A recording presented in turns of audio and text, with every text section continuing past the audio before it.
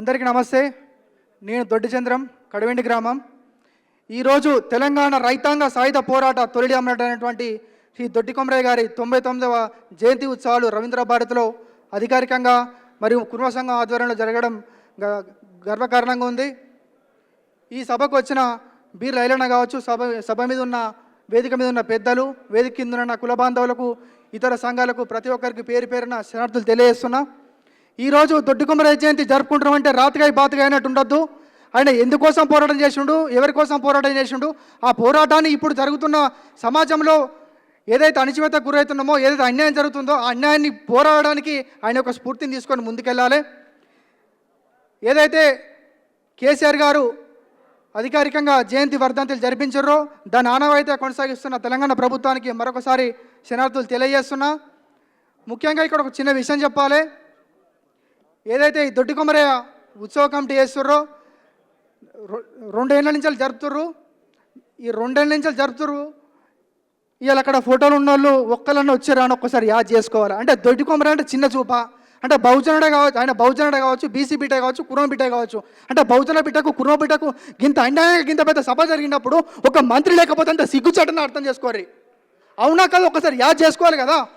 వాళ్ళు ఎన్నికల ప్రచారం వేరు, అక్కడ వేరు, ఇక్కడ వేరు కాదు. ఎందుకు రారు అంటే దొడ్డి కొమరయ్య అంటే మీకు చిన్న చూప, అంటే దొడ్డి కొమరయ్య పోరాటం కాదా? ఒక్క కుటుంబంలో దొడ్డి కొమరయ్య కావచ్చు, దొడ్డి మల్లయ్య కావచ్చు, దొడ్డి ఆగయ్య చెట్టు కట్టి కాల్చేసి చంపిర్రు. ఆ కుటుంబం ఎట్లుంటుంది, ఏం కథ అని ఎవడన్నా ఆరాధించిండా? లేదు కదా. కనీసం ఎందుకోసం త్యాగం చేసిర్రు, ఎవరి కోసం త్యాగం చేసిర్రు, వాళ్ళ కుటుంబాలు ఎట్లున్నాయి, ఏం కథ అని ఆలోచించాలి కదా. కాబట్టి మిత్రులారా, ఒకటే యాద్ చేసుకుందాం.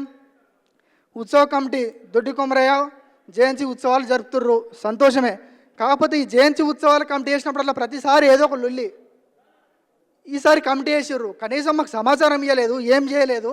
మరి పెడుతున్నాం చంద్ర, మరి ఏంది, ఏం కథ, మరి నీ పేరు పెట్టాలా, మీ నాన్న పేరు పెట్టాలా, మరి మీరు బతికే ఉన్నారు కదా అని అడిగితే సంతోషించటం కదా.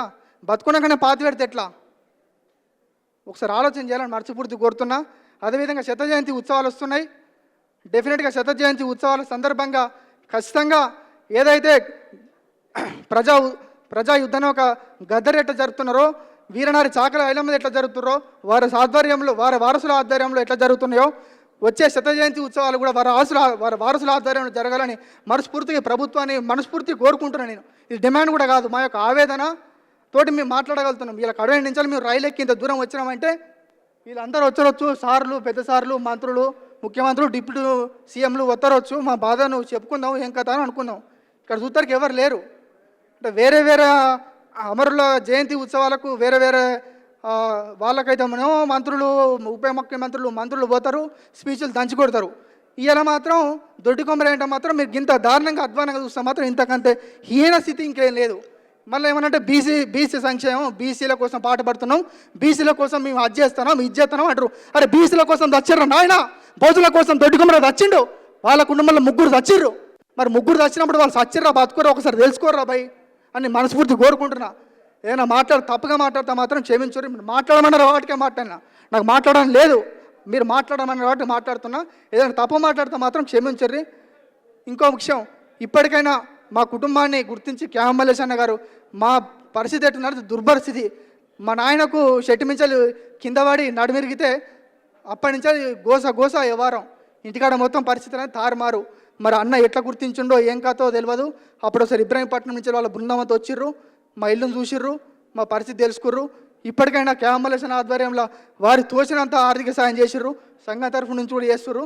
నిజంగా సంఘానికి 10,000 శరణార్థులు తెలియజేస్తున్నాయి. ఇప్పటికైనా మా కుటుంబాన్ని ఈ విధంగా చూసి ఈ రవీంద్ర భారతిలో చేసినందుకు సంతోషపడుతున్నాం. ఈ సంతోషపడడం కాకుండా శత జయంతి ఉత్సవాలకు కూడా నేను ఏదో చెప్పినో వారసుల ఆధ్వర్యంలో జరిగేటట్టు చూడరాయా పెద్ద మనుషులు శరణార్థులు తెలియజేస్తున్నా. ఈ అవకాశం ఇచ్చిన ప్రతి ఒక్కరికి పేరు పేరున ధన్యవాదాలు చేస్తున్నా. జై తెలంగాణ, జోహార్ దొడ్డి కొమరయ్య, జోహార్ దొడ్డి కొమరయ్య, జోహార్ తెలంగాణ మరో వీరులకు. జై భీమ్.